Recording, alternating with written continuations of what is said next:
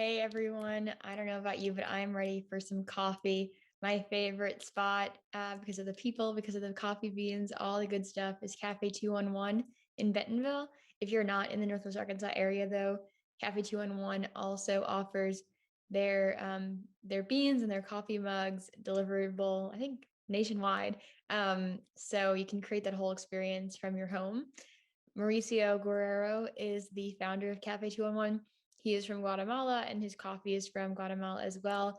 There's a beautiful story that's tied to it. I encourage you to check out the Cafe 211 website, check out Mauricio's story, the story of the coffee and the people who make it, and go ahead and buy some and we can sip it together during our next conversation. And you can use the discount code Cara Elvira 10 to get a 10% discount on your order.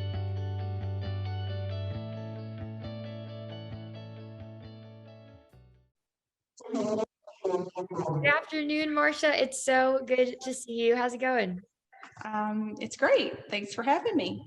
Absolutely. It's such a treat for me. And it was so cool to actually meet you in person a couple weeks ago at your gallery opening. Pretty big deal. That was so exciting. Thank you for having me there. Well, thanks for coming. I didn't know you were going to come, but when you were here, I was just like, oh my God. It was so fun. It was the middle of finals, and I was like, I'm gonna go see Marsha Lane Foster in her fabulous space and in her element. I knew this interview would be coming up, and it was a joy to get to leave the house for a great reason, and a great person, and just to see and enjoy lovely art with lovely people. So I couldn't have asked for a better night Well, away thanks for coming. somewhere. Yes, The gallery was full. It was really full when you were here. So so full. I took some video clips. Hopefully I'll learn how to, maybe I'll put them in here. I'll put them on the Instagram to go with the interviews. oh, awesome. Get a little flavor of what it was like to be in the space on that really special night. And then they should come visit you because that's an even better way to experience it. Definitely. So before we go any further, I want to properly introduce you. This is Marsha Lane Foster. She is artist, gallery owner, professional photographer with under the title Lane Foster Fine Art as well. And I'm so excited to have this conversation and understand more about you, Marsha. So thank you so much for being here. We usually start at the beginning with one's personal background, where their art interest came to be, where did you grow up, like did that impact your art, all of that stuff. So while you start telling that story, I'm going to pull up on my screen one of your pieces of art, well, two of them actually. Okay. Your collection of books, and you're like, I don't even know how to describe the other one because I don't want to do it wrong, but it's a beautiful I call it an assemblage. an assemblage. Yes. Yeah, found object assemblage is what I call it. That is fabulous. Yes. So please tell us about Marsha.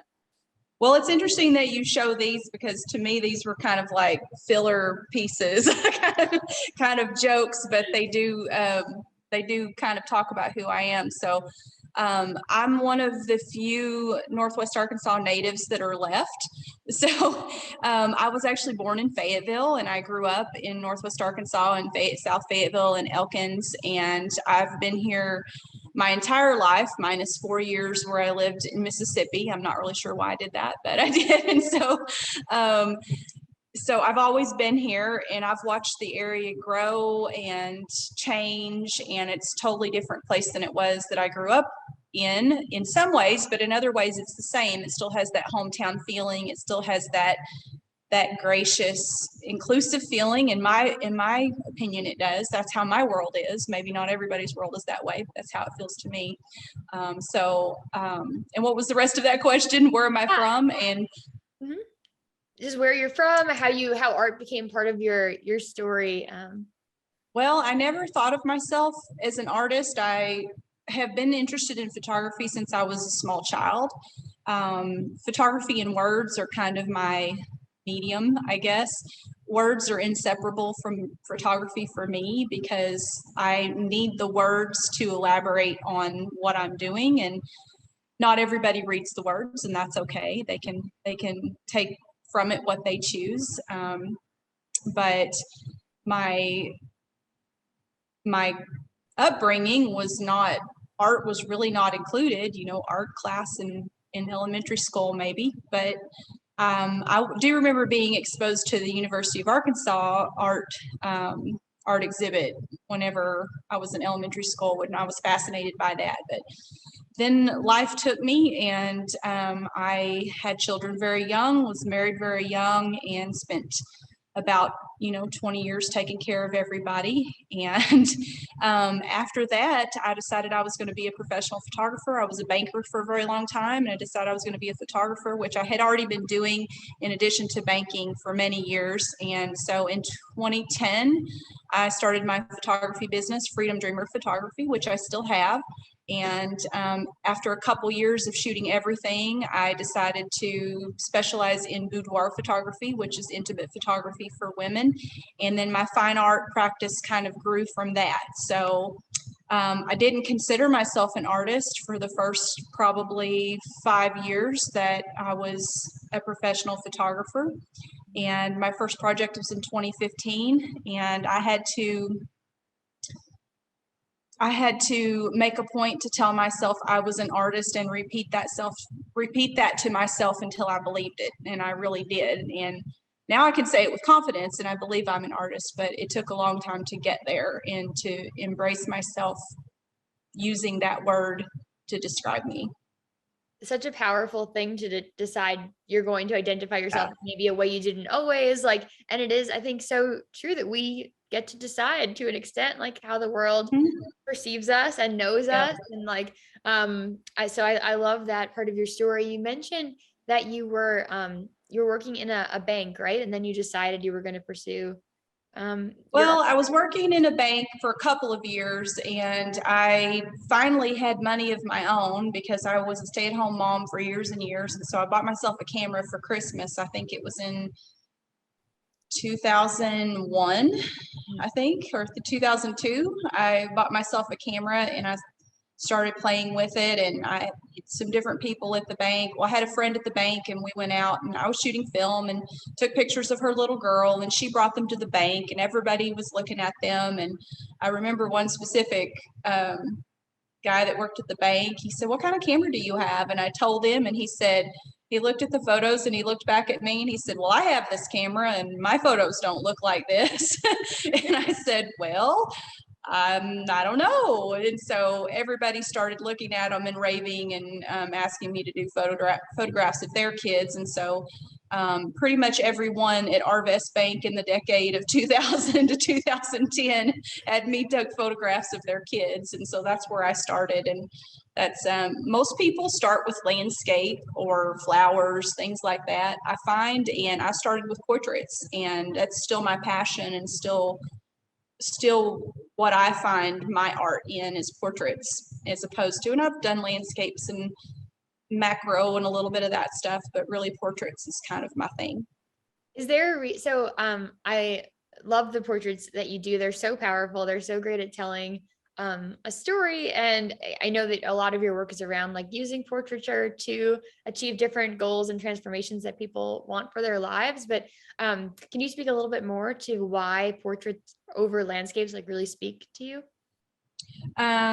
Yeah, well, I want to back up just a little bit because of the things you're showing on the screen right now. We're talking about portraits, and then you're showing this weird stuff that I have made. And because I do believe I'm an artist now, I'm starting to expand into some other mediums, and I have things running around in my head for a lot of other mediums. But so found object assemblage is one of the first things that draws my attention. But to go back to the portrait thing, to me, portraits are so powerful because of the emotion that you can evoke while you're making the photograph. And this may be a little woo-woo for some people, but I truly believe that how you're feeling when a photograph is made of you comes through that photograph when people view it.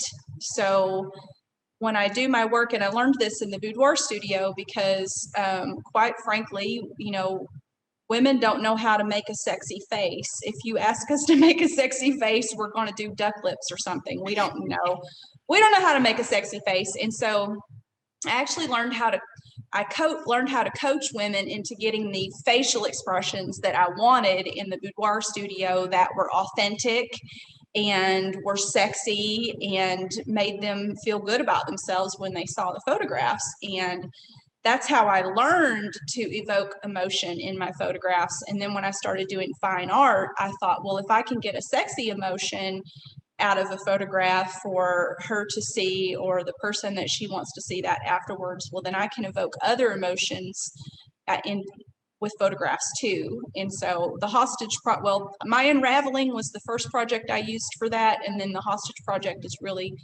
where I perfected it, evoking that emotion. And it's all, it's a combination of sometimes music during the time we're making the photos, talking about past experiences and how they made you feel.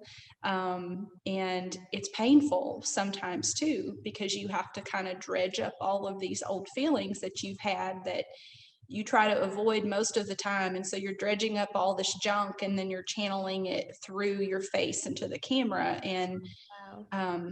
it's very intense, but I find that it has a healing effect. So And that's so important to have a coach in that. You gave me like goosebumps thinking about, there's certain things I completely avoid because I don't want to think about, like certain yeah. songs, like certain Mhm. places. I Yeah. can't go to them, not because it was terrible, but because that chapter is over and I'm not willing to look at it.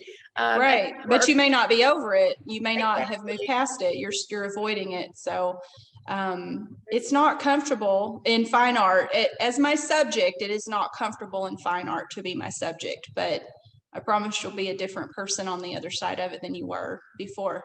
Yes, it's such powerful work, and I love that you drew attention to the found objects work on the screen while we're talking about portraiture, because I think like something that stands out to me about you, and you can tell me I'm wrong, is but I think that you're drawn to like the human story. So it's not just about like capturing a photo of a person, but this is part of your human story, like these Oh, kind of definitely. I things. And mean, so I let's go there if you don't mind, like speaking to the one on the left and the work on the right about what they are and why they were in the gallery. well, the one on the left is it's literally a pile of trash, and I call it white trash. And I was um, informed by a couple of people that that's an offensive term, and I understand that. But in this context, I was applying the term to myself, so I kind of feel a little better about that. But um, because I was married at a very young age, and I endured a lot of poverty, and then I was in a 17-year abusive marriage. I have a lot of complexes and a lot of self-value issues going on, and I project myself in the world as a very confident, put together person, and I am in many ways, but I have a lot of stuff, a lot of baggage. And so this pile of trash, white trash, to me, it represents my past and what I have come from, and what I have tried to rise above. Um, there's a certain lifestyle that was led, and some people choose to lead, that I was related to. And the things on this assemblage kind of represent those things to me. And I'm 180 degrees a different person in almost every belief that I have than I was during the time that this represents. Amazing. No, I think it was so wonderful to have it be in like the center of the room at the gallery opening, like a really vulnerable, great new chapter, exciting Mhm. season, and like not hiding any part of who you are, because all of the parts of who you are made that moment possible. And so I loved taking a moment in your show to read your statement about this work and to look at all sides of it and know you better in it, and like just like love and respect you more with it there. So I think it was a really great thing you did. Just so wonderful. Well, the other thing about that project that I forgot to mention is that is actually the first piece of art that I have ever created that I didn't care how it turned out. I didn't care what anyone thought of it. I didn't care. I mean, you let go of that stuff slowly as you get further into your art and further into your art career, but I made it purely for the joy of doing it. And that is the first time with no end in mind, with no end in mind. I have no illusions that I probably will never sell. I will never sell that piece, and I know that, and I don't care. But I did it for the pure joy of doing it and for the therapy that it provided me to do it. So that's why that piece is special to me. Yes. And then on the other side too is a really cool academic look at the aesthetic of the brain or the ways that it keeps evolving Yeah. in this pile of books. Well, this is a collection of books that I've collected for many years. It's art, it's filmmaking, it's photography, it's pretty much it's all creative books. It's everything to do with creation, and it's art business books. And I have to watch myself with books because I will overdo it on books. I don't overdo it on many things, but books is one of them. And so a while back, I purposely got rid of all the books that were not special to me. That I have outdoor books, and I have art and creation books like these, and then I have personal development books. And so I only kept the ones that I loved. And so these are all my creative books that I kept. And I had this stacked up in my living space. But then I decided to bring it out into the gallery because I thought, well, this is assemblage, this is art assemblage. And it was inspired because I was in an art collector friend's home. Her name is Dimmer Teitzer, and she had a stack of books in her office, and I was just fascinated by it. And I loved it. And I thought, man, one of these days I'm going to do that. And so that's kind of where this came from. So it's that stack of books. If you're to read all the titles, to me, it's kind of what I'm made of. And I wish I could just absorb all of this information by osmosis and I didn't have to actually read it. You and me both. My Amazon book list is so long, but I'm like, I can't buy another one until I finish a few of the ones that I have, like just a Yes. little bit of them. Well, some of these books I've been hauling around for 20 years. I mean, I've moved probably 15 times in the last 20 years. And so all my friends are like, do not ask me to move you again. You have too many books. So Oh my gosh. Well, I have to get new fodder. I have a truck. I was going to say, so you can put all your books in the trunk and we'll get Right. to your next destination, wherever it may be. But I love these pieces. So thank you for speaking with me about them before we like dove into the rest of your wonderful projects. I will pull up now. Let's see. Okay. So you've done a few different types of work. This is one of the earlier projects you mentioned, My Unraveling. And actually, I'm sorry, before I do this, I do want to come back for a moment when you were transitioning from the bank to art. Like these books were these all of these books part of your life at that point? Like how did you find the bravery? What was I think that transitions to me, I've always admired people who are like, I'm gonna not do this thing I was doing, do this completely opposite thing. Right. Well, I'm a self-taught person. I learned a new word a couple of weeks ago, autodidact, and that's definitely what I am. And so this stack of books has a lot to do with that. I did not go to art school. I did not go to college. I actually have a GED, and I went to school. I finished the 9th grade. So not that I'm all of that, but I think I've done all right, depending, if you take into account where I've come from. So a lot of these books I have had since those days. And I said that to say this, that when I decided I wanted to be a professional photographer, I would go to the library and check out 12 books about photography, and I would pore over all of those books until I was finished with them. And then I would take them back and I would get 12 more.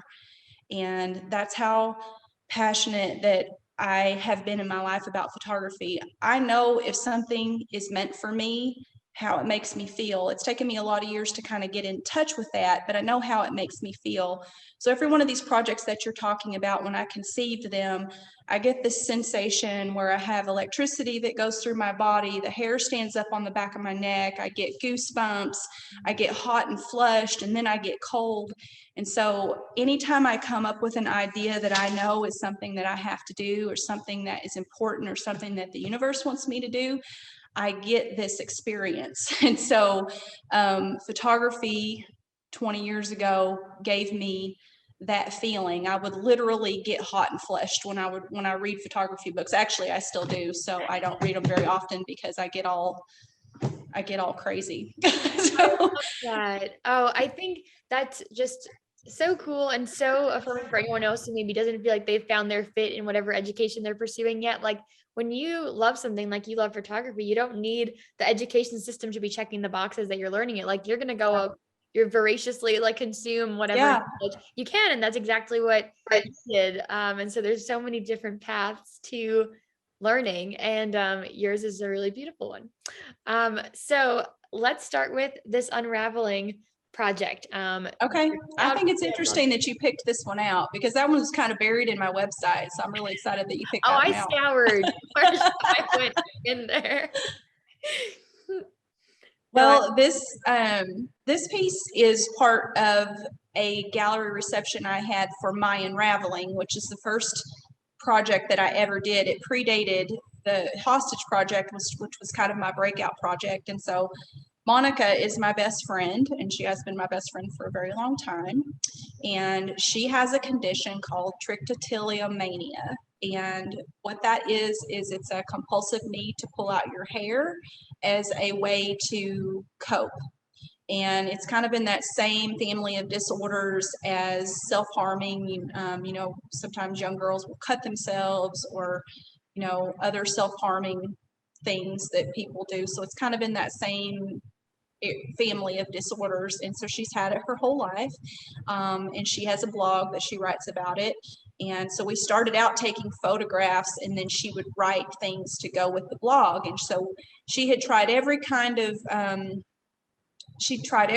therapy out there. She had taken all the medicines and nothing was helping. And so we came up with this idea, and this is where my process began. She's one of the most creative, amazing people I've ever known in my life. So she has everything to do with me being an artist, but we came up with this process where we do photo shoots that we would come up with, and then she would write about it, put it on her blog, and then that was her therapy. And there's something magic about pushing your truth out to people without care about what people think, that is healing. And then she also would get all of this feedback where people would say, you know, I've done this for years, I've pulled for a long time, I've never heard anyone talk about it, I didn't know other people did it, or I knew somebody who did. But anyway, when I was in downtown Rogers in my photography studio there where I had pop-up galleries, we had a gallery that was just for My Unraveling. And this project's probably 8 years old and it's still going on. It's not finished. I just had a shoot for it, you know, probably 6 months ago that I need to work on. But this is an interesting, the one that you are showing was taken the day that she had her head shaved. So a lot of people who have this disorder will keep their head shaved in order to remove the urge to pull. So if you don't have hair, you don't have the urge to pull. And this photo was taken right before she had her head shaved. And then also did a series of photographs while she was getting her head shaved, and they are extremely powerful, and exhibited those at this same exhibit. But this is projected, and this is tissue paper where she had written some of her writing that went with the blog post that went with that photo. So, and then she cut it into strips, and then so there was kind of a fan on it, and it was kind of blowing while it was being projected. So it was kind of dynamic to see. yes. Oh my gosh. I mean, it's like you said, so powerful. And I think what's really cool to me is just how your best friend was part of this like really important series of works for you. Yeah. It thinks like your art to me is like a language, right? And I think of Yeah. my dad and I both speak Italian, but my dad speaks it because he grew up in Italy and I speak it because I learned it in college. But we Right. didn't grow up speaking Italian to each other. But now as adults, well, and now I'm an adult. He always was when I was around, right? But we can't speak Italian to each other because it's too, or like we don't tend to very often because it's like so raw. It's such a different way of engaging. And I wonder with your best friend to be like really in the weeds of her challenge with her and Yeah. coming up with solutions together. Like, what was that like? Was it Well, uncomfortable? I mean, Was when it- we do shoots, we're depending on what it is we're doing. So there's so much stuff from this project that nobody's seen before, and the intention has always been to have one gallery that highlights the best of this entire project. We'll probably recreate that one, but now that I have a space big enough, that's kind of going to happen. But the problem with producing art is it's expensive to produce art. People get wound up sometimes about money and art being together, but one can't exist without the other. You have to have money to produce art. So it's probably going to cost $10,000 to produce all the art that we need for that gallery, but I already have the images. But just as in my other projects, the shoots for this are extremely powerful. And they have, I mean, absolutely made our relationship stronger. And I mean, she's my person. I don't know, probably there's no one that knows more about me than she does. And, you know, we're intimately acquainted with each other's faults and with each other's strengths. And we tell each other that all the time. She also works with me every day. So we do a lot of what she calls externally processing. And that's kind of what we do. Wow, what a gift to get to externally process with someone though. Like Yeah. I feel like I do a lot of internal processing, but to have that person that you can actually like they can be with the thoughts inside your head is Well, there's the quote that says, I don't know what I believe until I write it. And I think it goes along with this is I don't know what I think until I say it. And so when you can say something to someone who is a safe, non-judgmental place and they can give you feedback and you can say it back to them and change things, and it's a creative process to get to the point where you can see clearly what you need to see. And that's actually a perfect metaphor or description of how I work in fine art and what I do with my subjects in fine art. Oh, I love that. Thank you so much for sharing it. I love little like quotes too that I can, store and reference back to, and that's a perfect one. So now we get to the hostage project, which I think powerful is going to be, I have to put it in the title of the show or something because I'm using it more than I've ever used it before, but I'm excited to hear about this one. Well, as I said, the hostage project was really the second project that I had done, but it was the first one that got a lot of attention. It showed at the Art Center of the Ozarks in February of 16. It took the entire year of 2015, literally from January to December, to produce it. It was conceived whenever I was coaching with a fine art coach out of New York City. She's from Canada, but she was living in New York City at the time, named Daphne Chan. And I conceived this project while I was doing fine art coaching with her. And I had always felt, so I'm, at this point, I'm like in my 5th year of being a professional photographer. And I felt like I had something in me. I was doing boudoir and I felt fulfilled by the boudoir studio and the things I was doing for women there. But I felt like I had something in me that I didn't know how to get out. And that's kind of how I started coaching with Daphne. And she basically just taught me how to get what I had inside of me out. And the hostage project was a result of that. And part of the reason why it was so successful is because I actually was able to exhibit the series of 12 at the Art Center of the Ozarks. So there were the Art Center of the Ozarks had a huge space where they did visual art. And so I had an entire room. It was not a solo show. There were 2 people. So he had downstairs and I had upstairs. But it was almost like a solo show, which is pretty unheard of to get a solo show for your first ever foray into fine art. Yes. It was conceived during that time, but as a result of the domestic violence that I have endured in my life. And so the night that I conceived it, I was kind of just sitting there in front of the TV, Facebook open, kind of doing my homework for my coaching, and I got this idea. I had a vision of a woman in a trunk, and what that represented to me was how I felt trapped whenever I was in this abusive marriage. And so I immediately got the idea, and I went on Facebook and I said, women, if you would answer this question, if you would like to participate, what in your life has made you feel held hostage or prevented you from prospering? And the rest of the evening, I was getting personal messages, texts, emails, it was just an outpouring. I couldn't believe how many people responded to that question, either on the post or started to on the post and say, I'm going to PM you. You know, I said, if it's personal, you can PM me, but women contacted me and pouring their hearts out to me and telling me the answer to this question. And that's where this project came from. So you probably saw the one where she's in the trunk. That was the first one that I photographed in January. And that one is actually represents me. There's a couple of them in there. That one and the one that I call religiosity are the two ones that are the most me. However, they're all me, but they're also all women, and they're also the model. So the model, her name is Layla Fields Dyke, and she had never modeled before. And she also, not too long before, had shaved her head in support of a friend with breast cancer.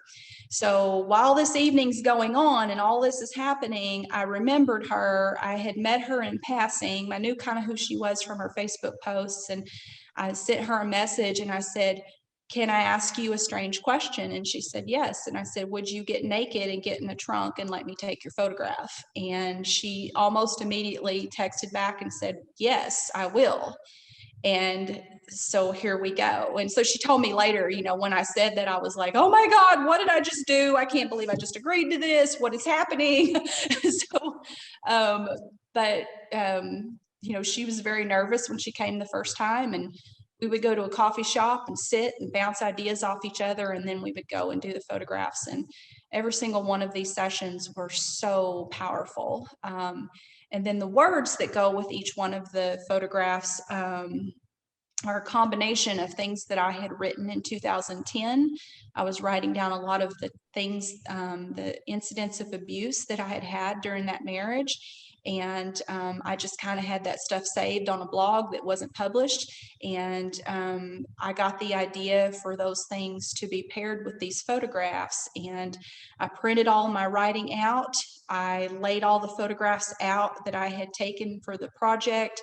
I chose the ones that I wanted to be in the 12, and I literally took a pair of scissors and cut paragraphs out of all this writing and paragraphs out of all of this information that women had sent me about their journeys, and I pieced it together like a puzzle on the floor. And that's how this project was created. Oh my gosh. I love how art can be like almost like a research project too, or a collection of insight. Definitely. So this Yeah. became like a collective of women who had been through something that there was a common thread of challenge, and Yes. you were able to turn them into this like just collective strength. I feel like I'd be really curious about like if you remember what it was like for people to view the work. Like, did you watch Yeah, I remember. like what was that? I can't even imagine. Well, this photograph I just wanted to interject this is not my writing. This was written by the woman that inspired this photograph, and her name is Christina, and she owns she doesn't anymore. I don't think she owns a production company, an event production company, which is a very male dominated industry. And on top of that, she's about 5 feet tall. And on top of that, she's Hispanic. So when she would run an event, she got zero respect. And so she wrote these words. And so that's what that's about. As far as when the Hostage Project exhibited in February of 2016 at the Art Center of the Ozarks, I had been advertising. I booked the show almost a year in advance. So I booked the show in February of 15 just on the concept. They hadn't even seen any photos yet. They booked it on the concept, which at the time I'm like, oh, universe is lining things up for me. And now I'm just like, oh my gosh, unbelievable that even happened. So I'm getting all kind of flushed right now talking about it is what I do. But on the night of the exhibit, so all of my people, I mean, I have a pretty strong following and tribe on social media, and they had been seeing this advertised for almost a year for a year. And I had mailed paper invitations and texted and emailed and messaged people, personally inviting them. It was a huge, huge turnout. I think at the time the Art Center said one of the largest turnouts they'd ever had for a gallery like that. The place was, it was kind of hushed. People were talking out loud, but there was kind of a heavy feeling in the room, and a lot of people didn't know what to expect. You know, they were just coming to support me.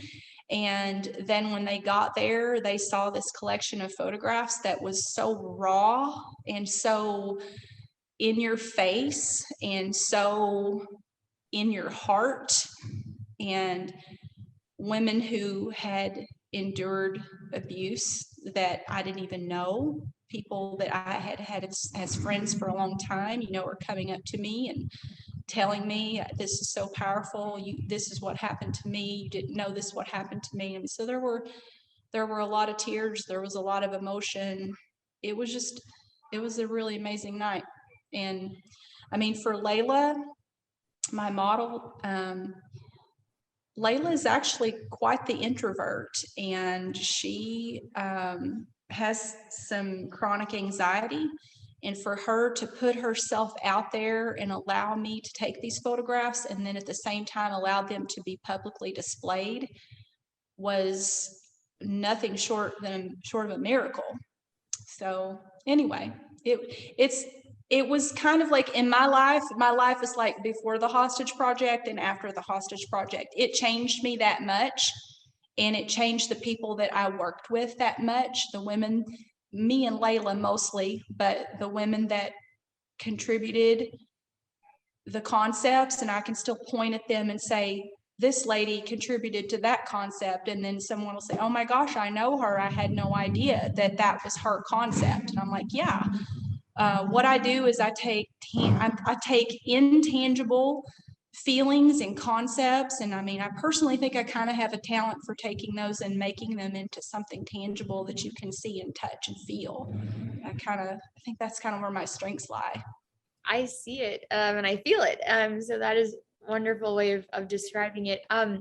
You mentioned that a lot of your work before this was boudoir photography, and you mentioned that this was like a turning point of like Marsha pre-hostage project and post-hostage project. Can you explain a little bit of like, how this project was different for you than the other work, and like? Well, I mean, this is vastly different than boudoir because completely. I mean, boudoir is intended to be beautiful, and it's therapeutic. I mean, the therapeutic process that I use, I learned it by doing boudoir photography, and then I transmuted it into art with My Unraveling, and then I perfected it with the hostage project.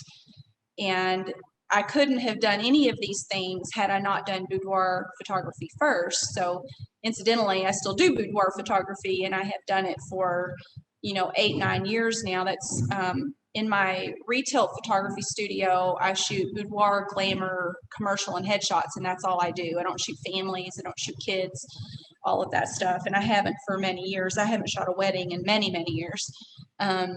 So it was an evolution.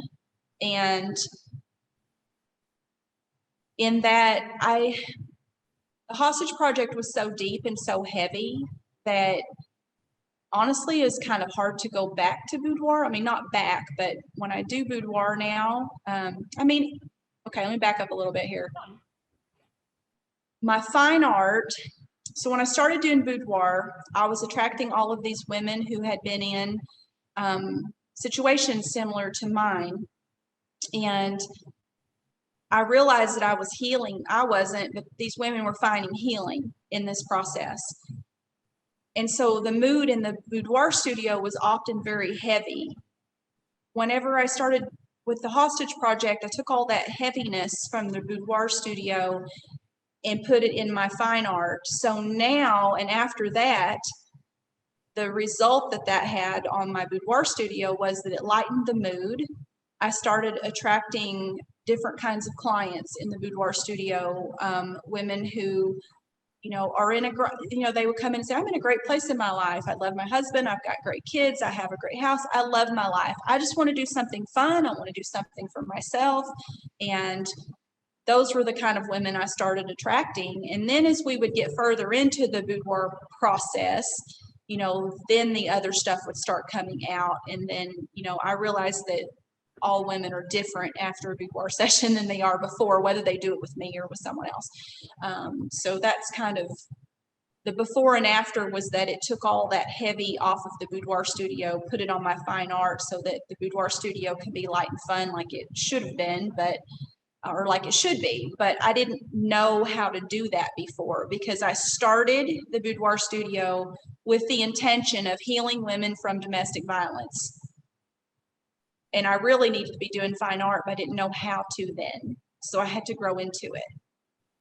That's amazing. And it's so cool how leaning into things like the Hostage Project did make room for the boudoir work to become something like slightly different or repurposed. I love that. Suri and I hadn't appreciated that before, so I'm really glad we got to speak about it. And so next we'll look at Awakening the Divine Feminine, which is another super powerful series that you've done. Awakening the Divine Feminine is the story of a friend that I have. Her name is Madeline. And when we first met, she was a young single mom of small children, and she was doing hair for a living. And she had kind of taken control of her life through nutrition, and I think she lost 100 pounds and just really took control of her life. And then soon after that, she started going through all of these changes, and I'm watching this. And actually she's coached me before too. I've had life coaching with Madeline, and that's what she does among other things. But I'm watching her progression of becoming who she is. And she's another person that she's 180 degrees different than what she was 8-9 years ago. So Awakening the Divine Feminine is about her transition from just an ordinary woman to a shaman.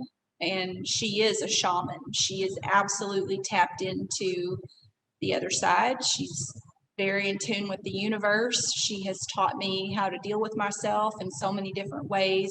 She does cacao ceremonies, all this different stuff, these different modalities that she works into her practice of coaching and leading and helping people be their best. And so this one is called Phoenix, and it's about her rising from the ashes. And, to throw back to how I evoke emotion during fine art shoots, this is a very different photograph than what I planned for this shoot too. This was a huge bonfire to start with, and she was dancing around the bonfire in a white dress. I'm sorry, a red dress. That was what I intended for this. And then it was towards the end, the fire was dying out, and she said, "Can we do some nudes?" And I said, "Sure, we can. That's fine." And so she just kind of sat down on the ground and pulled her dress down and put her hands up like this. And I remembered a story that she had told me where an ex that she had told her, she was watching America's Top Model, and she said, "I would love to try to model someday." And he said, "You will never model. You are not beautiful, and you are not tall, and you are not all of these things. So you're never going to be someone who does that." And it crushed her, not only because someone she loved told her that, but because he was, disparaging her and telling her she couldn't have something that she wanted. And so I remembered that as we were about to shoot this photograph, and I said, "I want you to close your eyes and feel all of the feelings that you felt when he told you that." And I was just really quiet for a long time and let her feel her feelings, and I could feel her feelings too. And then I said, "I want you to open your eyes and give me all of those feelings right into the camera." And this is what I got. And so again, very, very powerful when it happened. And I hope that you can see how those emotions come through when you view the photograph, that the emotions that were happening when it was made. Yeah, absolutely. I love looking through all of these and getting to hear you speak about them at the same time. You know, I had these feelings when I look at them, but to hear what it was like to be there too is just a really cool way to bring it to life in a different sense, and to know the story behind your relationship with this person. And I love that you mentioned also that like this woman has also been a coach to you. I feel like if you're an outsider, you know, looking at the work you do, Marsha, and this chance to come in and have a coach, I feel like some people, maybe even me a few years ago, would be like, I don't need a coach, or like, I don't want anyone to feel like I don't want to be someone who's in a position of needing coaching, but everyone needs coaching. Like everyone has this part of their, like, we're all growing and learning. And so Right. the fact that you guys could be vulnerable with each other and help Mhm. each other learn in the ways you wanted to, I think is another reason that your work is so successful in achieving its purpose. Because Well, when you think about it, all my projects have come from coaching because, I mean, except for My Unraveling, which was practice, Hostage Project came from coaching. Awakening the Divine Feminine came from her coaching me. Fetal to Free came from me coaching her, and then even the white trash assemblage came from me being coached. It was actually, the concept for that came from a session that I was having with my coach Christy Daniels, where we revisited how I felt about myself. She teaches a method called EFT, emotional freedom technique, or tapping, where you tap your face while you are talking about, and she's leading you through this. And I mean, it was ugly. It was tears and snot, and I had no idea I felt the ways that I felt. I had no idea I hated myself as bad as I did until that day. And that's where that sculpture came from, was a coaching session with her. oh my gosh. And then the network of people that it creates, and like strength Mm-hmm. and female teamwork. Like you're all coaching each other, but you're all members of the team. Like I just think it's so Definitely. I gravitate toward that. And that's really, really special. And you see it here for sure. And I also don't want to take for granted, like, this was a long photo shoot. Like you mentioned the fire, you started a bonfire, Mm-hmm. now it's fading. Like, so I imagine you're Yeah. for quite a long time. And also, Yeah.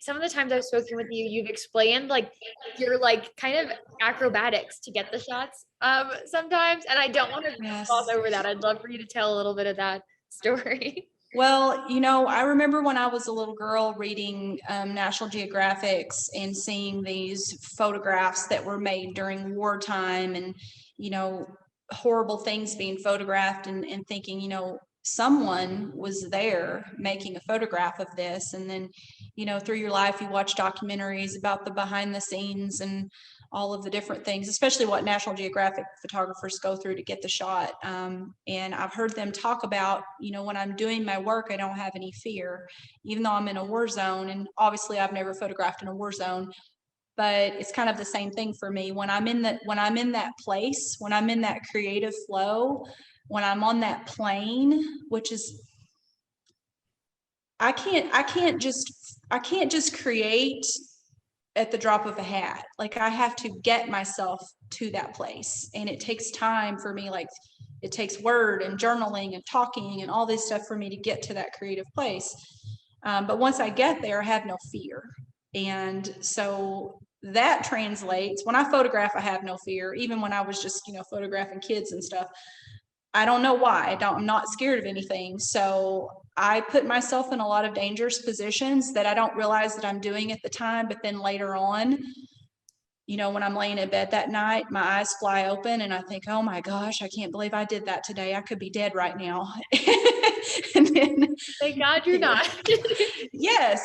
But anyway, I'm just kind of famous, and I have to watch myself because I'm not a photographer or an artist who does a lot of compositing. I do a little, but not much. And I don't change things in Photoshop a lot with my fine art work. What you see is what happened, and I have to watch myself. It's one thing to put myself in danger. It's another thing to put my subject in danger. So I kind of have to watch myself and be sensitive to their safety, even if I'm not sensitive to mine. Yeah, I definitely want you to be careful, but what you said really resonates of like when you're in that zone of photography or photographing someone, the fear or the other reservations about self-protection kind of going out the window. I'm, as you know, I'm studying social work, and my next internship is going to be in a hospital sort of setting. And I've been sequestered in my apartment for basically all of COVID. So like anyone who like knows me would be like, how is Kara gonna go to this hospital? But to me, like that's a purposeful reason to go outside right now. Like a lot of things I can't justify leaving my house. But yeah, but it's because you're passionate about it. Right. And because I know that someone at the other end of that, like if I can be helpful to that, then I want to be. And I think your photography is doing the same things. It's like when someone else's like well-being is on the line in some capacity, and you know that your work can be helpful to that. I love how like I really feel what you're saying, especially at this point in my life. So I appreciate you sharing it. So this is Fetal to Free, and you mentioned just now that you're not heavy on Photoshop, and like I know when people look at this, they're like, "What the heck? Like, how is that possible without those kind of things?" And so I can't wait to hear more about your process here in the story. Well, the Fetal to Free came as a result of me life coaching a young lady named Bailey Bauer. So she had a lot of sexual trauma in her life as a child and as a young adult. And so we were life coaching, and I had already kind of conceived the concept of Art That Transcends at this time, and I thought this would be a great time to use Art That Transcends, and I'll talk a little bit more about that in a second. But I was coaching with Bailey, and I said, I have an idea and I want to see how you feel about it. And so I explained to her the process of Art That Transcends, which really is just what I do in fine art, but I'm doing it for someone who has commissioned me to do it, as opposed to me choosing a model or collaborating with someone. So they have commissioned me to make this series of photographs of them for the purpose of their healing. And so Bailey had been going to a class that a lady named Ziva Criswell teaches. She used to, I don't think she does anymore, called Koya. And Koya is a combination of yoga, interpretive dance, and meditation. And I've been to it, it's very powerful. So Bailey had been doing this class for a long time, and in addition to coaching with me, and she was releasing all of this stuff from her childhood and all of this sexual trauma. And so I had the idea to combine what she was doing with Koya and Ziva facilitates the class. So she leads the class and takes them through activities and free dancing activities to release this stuff and, see your shadow side and your dark side and all of this stuff. And then I was life coaching another young lady named Amber Ezel, and these ladies are okay with me talking about this. And Amber is a spectacular painter, and Amber had also been through childhood and young adult sexual trauma. Well, Bailey and Amber didn't know each other before, and they met each other through this and then bonded because they had similar trauma. So the day of, it was Mother's Day, and Ziva had created a playlist, a very powerful playlist that she was going to facilitate Bailey through as she danced. Amber came and body painted Bailey all over her body. She's actually completely nude in these photographs, but she's painted with red paint, and then we collaborated on what we wanted the paint to look like, kind of with all of these pathways on her body. And so while after Amber painted her, I had my studio set up the way I wanted to, and Ziva facilitated her through the dance, and I photographed her. So I did direct her some whenever there were things that I wanted to get, but there's 10 photographs in this series, and I think I took 500 that day because she was constantly in motion and she was moving. And then as far as how this is done without Photoshop, it's done with strobes. And so I had my camera on bulb, which is the shutter is open, and she was dancing, and then I would manually fire my strobes with my camera on bulb. And so every time you see the action frozen, is when the strobes flashed. So that's how I did this. So I have no skill with cameras, but I'm trying to create an analogy that like makes it make sense in my head. Is this like on the iPhone, if you click the circle down and it takes shutter photos? Like, is that what that is? Or I don't know anything about iPhoneology. on two different languages. When people hand me their phones, I'm like, the playing field is level with phones. I don't know anything about this, but it's basically multiple exposure. So if you think about whenever people used to use film, or some people still do, and you would make more than one exposure on the same slide of film, it's similar to that. Does that make sense? Yeah, definitely. You're okay. better at explaining it. I don't know if I could repeat it like it, but I'm gonna keep watching the recording and I'll practice. You know, what you're not old enough to remember, but back whenever we used to take photographs with our, 110 cameras or whatever, once in a while you'd get back a multiple exposure, and it happened because either you didn't advance the film, or for some reason the film didn't automatically advance after you click the shutter, and so you ended up with two images on the same slide of film. Okay, that when I break it down and just think about the word itself, like multiple exposure, I'm understanding it better now. That's so cool. That's basically what it is. Oh my gosh.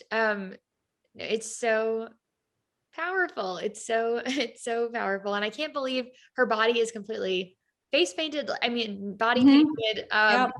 Just like the level of detail and time investment that went into creating this experience. I have a maybe naive question, but I'm really curious, like when a woman decides to go through this sort of experience and photograph herself in a very like raw state, do you know what the woman ended up doing with the photographs?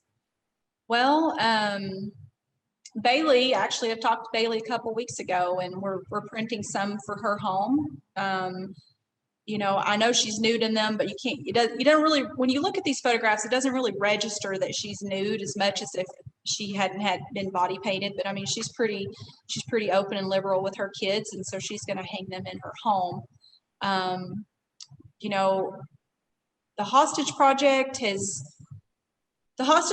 is also a book, and so Layla has a book that commemorates what she did.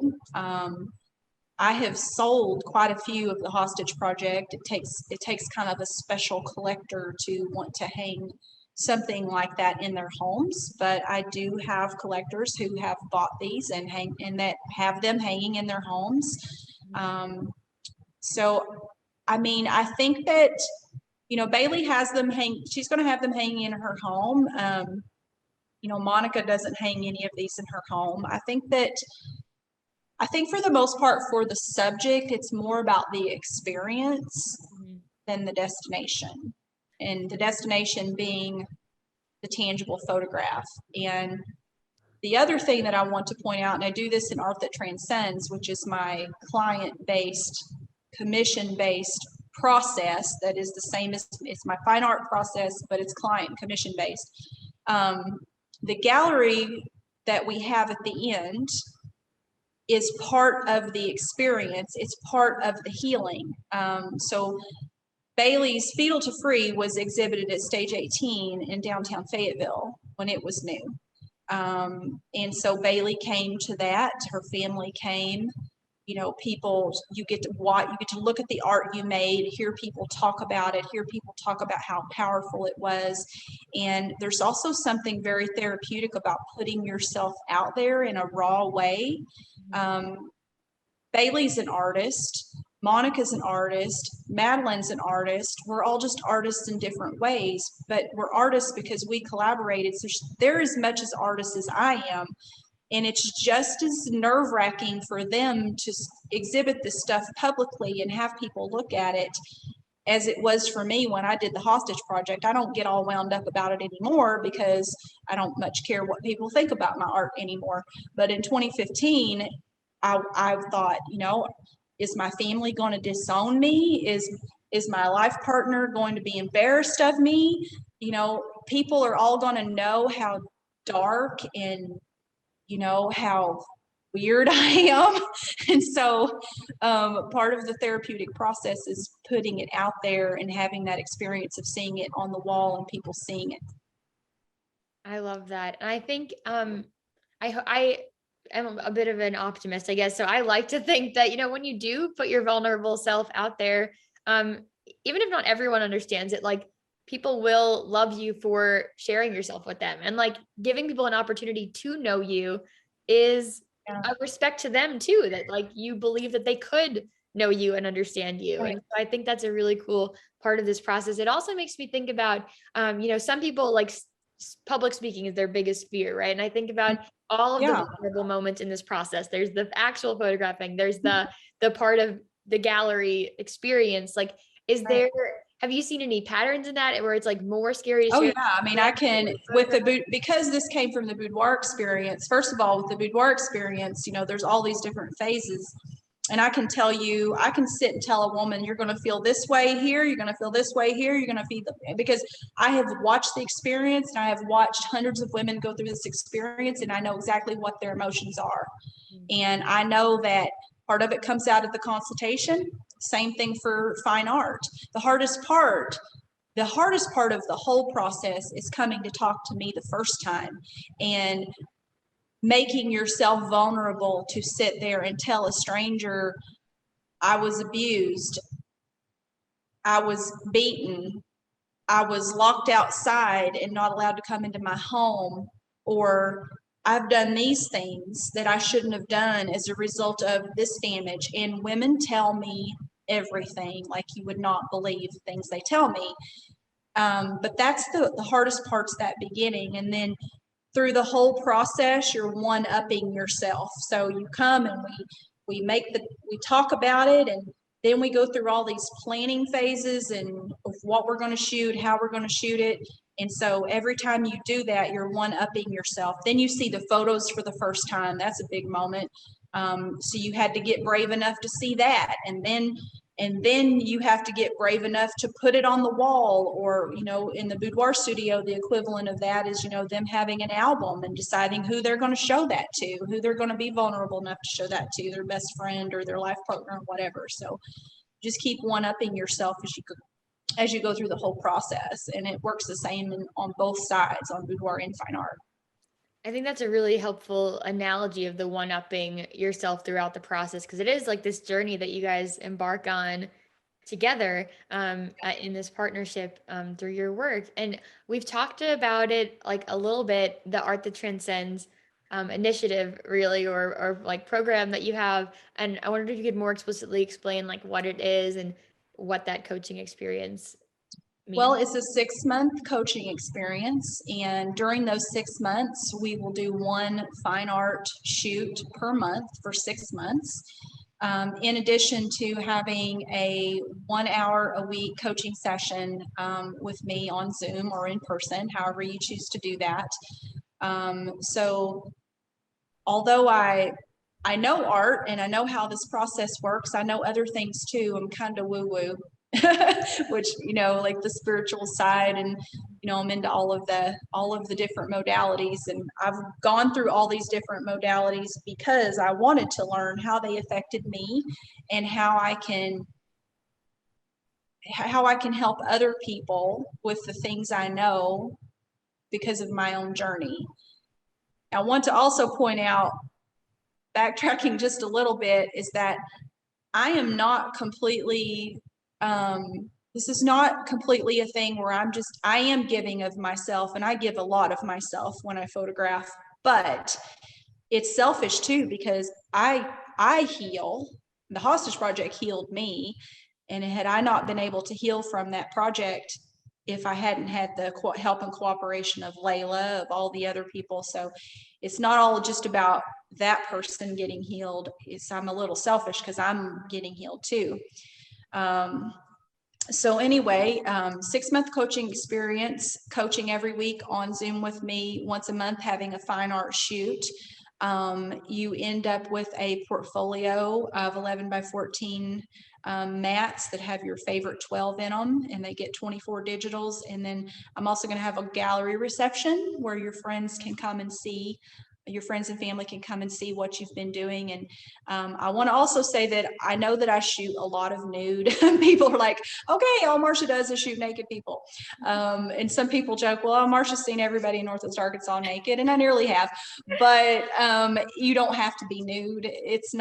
That's not a prerequisite to that. But I will say that everyone that I've ever photographed nude says there's something magical about being photographed nude that liberates you and empowers you and all of this stuff. So anyway, gallery reception, so you can show your friends what you've been doing. So that's it's basically boudoir on steroids.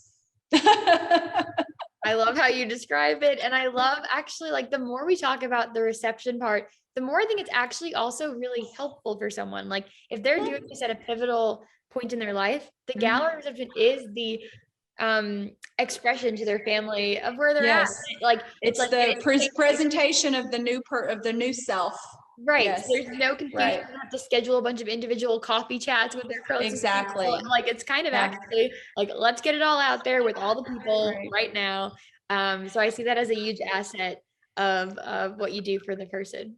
Well, this is kind of where I'm going. I still do boudoir, but I see a day eventually where I won't do boudoir and I'm doing all fine art. And so it's all, worked in, it's all art that transcends, and it's all has to do with the gallery. And that's one thing. When I moved to this new larger space in February, part of the reason for that was to make art that transcends happen, because I'm in a place now where I can leave art up all the time. And so when I have a gallery, I don't have to take it all down and put it back. I can leave it up all the time. And I have the room to have a photography studio and an art gallery at the same time. And this is an awesome segue to the gallery side of your life and the ways that you bring other artists into like being showcased in Northwest Arkansas. So Right. the most recent, or the grand opening of the gallery was the She, Her, a Feminist Perspective. So I'd love for you to speak a little bit to what that was like, how you find these artists and select them, like what that means to you, and how this complements your personal photography and artwork. Well, the artists that I have are a combination of people that I've known for a long time and admired, like Beth DeVere, the stained glass artist that I have, and then other people that I've kind of handpicked. Margaret Carell, who is the featured artist, kind of have a white area where it's just a featured artist. She approached me and showed me her art, and I liked it. So I said, do you have enough pieces to be my featured artist? And she said, this is how many pieces I have. And I'm like, we can make that work. My kind of plan and overall for the gallery, I realized back when I was doing galleries in downtown Rogers that I really love kind of taking brand new artists who haven't exhibited before, have not worked with galleries, or maybe even afraid to put their art out there, and teaching them how to work with a gallery, that experience, signing a gallery contract, paying commission on your work when it sells, which is, the industry standard, and taking them through that process, that kind of a low-level mentoring process. And so the plan is that the featured artist is someone who's well established in their career and has a following. And so that's the draw, because they already have a following. And then the lesser known artists who I've kind of handpicked get to have the overflow of that. So they get people's eyes on their art that would have never known they existed before then. So that's kind of a little bit like my mission statement. I need to write a mission statement for the gallery, but that's what it is. Yes, I love that idea of creating a platform and a safe space for new artists, because I think a lot of times industries can like run you over if you don't know. Oh, it will run you over for sure. And so to know to like refer people to Marsha, like she will help you see your vision and hone your talent, or like the business side of what it takes to sustain yourself if this is what you want to do. Well, I mean, I'm figuring it out as I go too. I'm not so much ahead of them, just a little bit, enough ahead of them to at least be able to bring them to where I am. I love that. And even just the process of like learning how to learn or learning how to keep learning. I think that there's so much wisdom that you have to share. And the fact that you do is really gracious of you, and generous. And one of my favorite things about your gallery experience, I am someone who's, I guess, a little introverted when I'm actually in public. And so I love to just have a moment with each work. And your curator statements and the statements that accompanied each artwork made that really accessible for me. And I just got totally caught up in the world of each piece with them. And I wanted to know how that idea came to life and what it meant for you to do that, to add a curator statement. Well, I am someone who has for most of my life known how to make do with not much or nothing. And this is an extension of that. When I pulled together the artists that I had for this gallery, I'm big on themes and I'm big on series. And I don't know why. I have a hard time working one off, although I did a couple of times, as you saw. But I ended up with all of this unrelated art. So I knew I wanted to hang some of my own stuff, and I had stained glass and I had metal art and I had painting and I had all of this stuff, but none of it really had a connecting thread that ran through all of them. And so I got the idea to call it she, her, a feminine perspective, because that perspective is actually mine. And so the feminine perspective is the artist or the curator statement. So on all of the descriptions, you'll have the information and then the artist statement and then the curator statement, which was mine. And that ended up being the consistent thread that tied everything together in the gallery.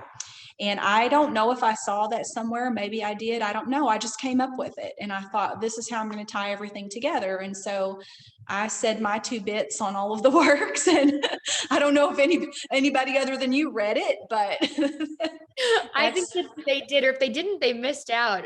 It was such a cool way to be like, you were, there was so much people, there was like a party happening and you had to necessarily, and for the fun of it, speak with everybody. And so it was like I had you along my side explaining each piece and your vision. Oh, nice. I like that. So, it's like when you put the headphones on and you go yes, through the gallery. Oh, I love it. headphone experience. Okay.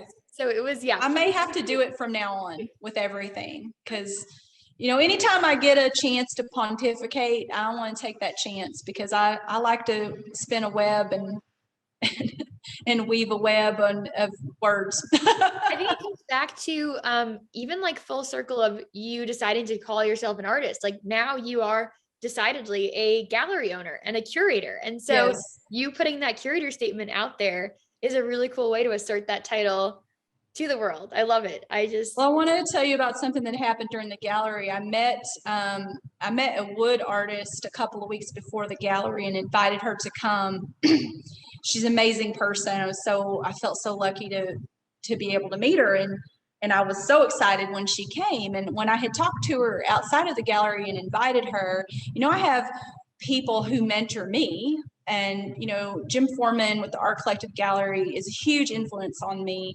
And he is a supreme curator. I love his taste in art. I love the things he puts together. I love how he displays them. And so she was familiar with Jim's gallery. And when I don't know why I said this, but I was like, look, I don't want you to get your hopes up too much, because, I've just kind of got all this random stuff. And I'm like, I'm not as good a curator as Jim. And, I don't want you to expect that. It's not quite that much. Well, she comes to the gallery and she kind of corners me in the room where my work was. And she said, that thing you said to me about not being a good curator, she's like, never again. You are to never speak those words again. And I was like, okay, all right, thank you for calling me out. And so that, yes, and I mean, she did it in a kind way. She's a kind person, but I think that moment was the first time that I believed I was a curator, honestly, because I fake it till I make it a lot. Like I said, people think I'm this super confident person walking around. I know everything, know my business, know what I'm doing. I'm flying by the seat of my pants every single day. I don't even know what I'm doing half the time. And I have a few things that I'm really good at, and the things I'm good at are bringing people together.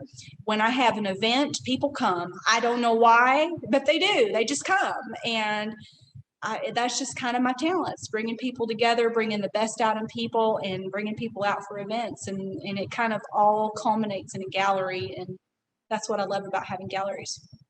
I'm so thankful to be part of that circle and to be brought in with all the people that you're bringing. And oh, girl, you're getting famous. I don't know if you know that. It's like, I was talking to Tom Flynn. He's like, is your interview today? And I'm like, yeah. He's like, oh my God. Well, I'm having my talk to have my interview. So like all my art friends like, have you been interviewed by Kara yet? No, not yet.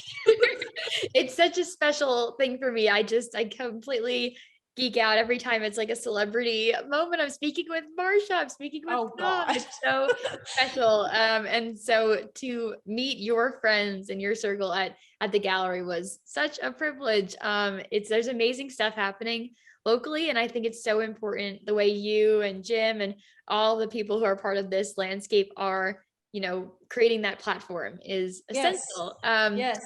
So as we start to wrap up, I want to ask you, there's a few things that I always try to glean from the wisdom of these very special guests like yourself. And one of them is just from your perspective, why does art matter? What keeps inspiring and motivating you to do this work, to partner with these people and share their stories? Well, it's in my my artist statement, and that's on my Facebook group and also on my website if people want to go to lanefosterfineart.com. But I'm very wordy, so it's a very long artist statement. But it basically all comes down to this, is that art heals hearts. Art changes lives. Art is so necessary for our lives, and not only to provide beautiful things for us to feel good about, but to provide things for us to reflect on and change ourselves. And the process of art, by the way, I believe everyone's an artist, because if you're living in the world, you're creating your life, so you are an artist.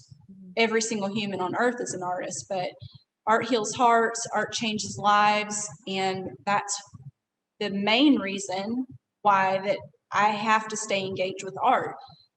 There's really nothing that's closer to my heart, other than maybe my granddaughter, than art. And it's so all-encompassing for me. And I've seen it heal me, and I've watched it change who I was. And I just want to show other people there's all different kinds of ways to heal. There's all different kinds of modalities to change, but this is just one of them. You could do Reiki, or you could do meditation, or you can do EFT, or you can do, all of these different things. Art's just one of those things to be used in addition to or other than. It's just something it's otherworldly, it's transcendental. I love that word. But art that transcends, that's why I call it that, because you're transcending all of that junk. So true. So if you were to empower or encourage someone who wanted to lean more into the artist within them and to that transcendental, like just way of experiencing the world or recognizing what's already happening around them, what would your advice be? Where would they start? As far as creating art or being an artist? Yeah, just leaning into just an artistic kind of life, opportunities like the ones that you enable for people. Right. Maybe just finding courage, really. Well, art takes all kinds of people. It takes the people who created, it takes people who collected, it takes people who curated it all. It's not just the artist. The artist can't do what they do on their own. It takes this whole, village of people who love art to make it happen. But if you love art, find out in what way you love art. Try all the ways, try to make art or curate art, even if you're curating it in your own home, or, just be a professional viewer. Go and learn. And I don't know, it's just, you have to just throw yourself out there and see what happens. But if you want to be an artist, I think the most important part of it is to be as prolific as you possibly can, create as much as you possibly can. I don't know if you saw the Native American artist that I had in the gallery, Christopher Corsi.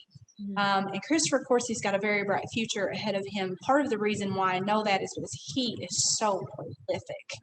I see something almost every day new, or an update of something he's working on social media. He's so prolific, and he will get there because he's making things constantly, and you can't help but learn and change and get better and hone your craft if you're prolific.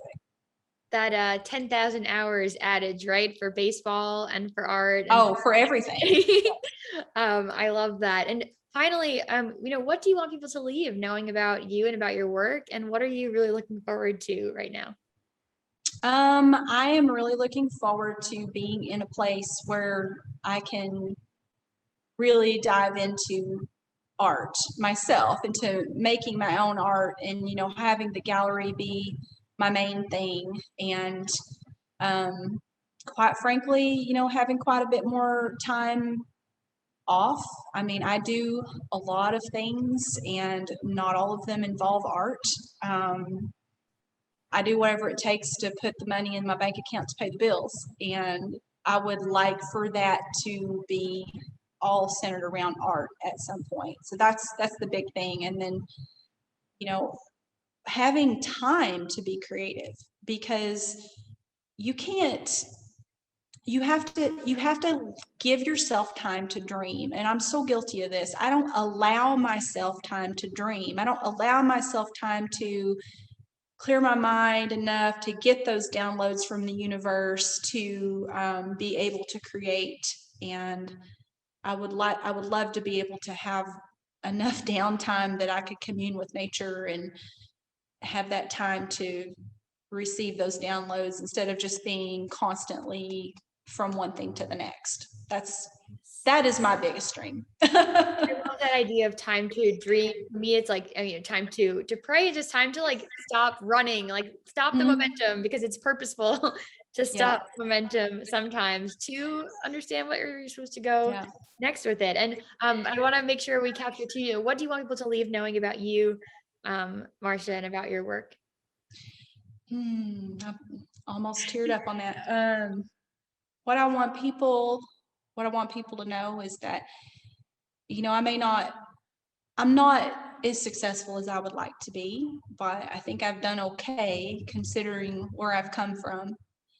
And I just want, especially young people or people who are not young, who've just been challenged their whole lives and it just seems like they can't ever get a break, is that if I can do anything, you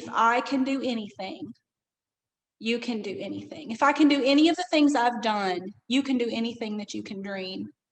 Because I've lived as a mom at home without a car and without a phone and in an abusive marriage and didn't have any money of my own and all of these things. And to think about where I was then and where I was now and how independent I am now compared to the person I was then. And I had a lot of the same dreams then as I have now.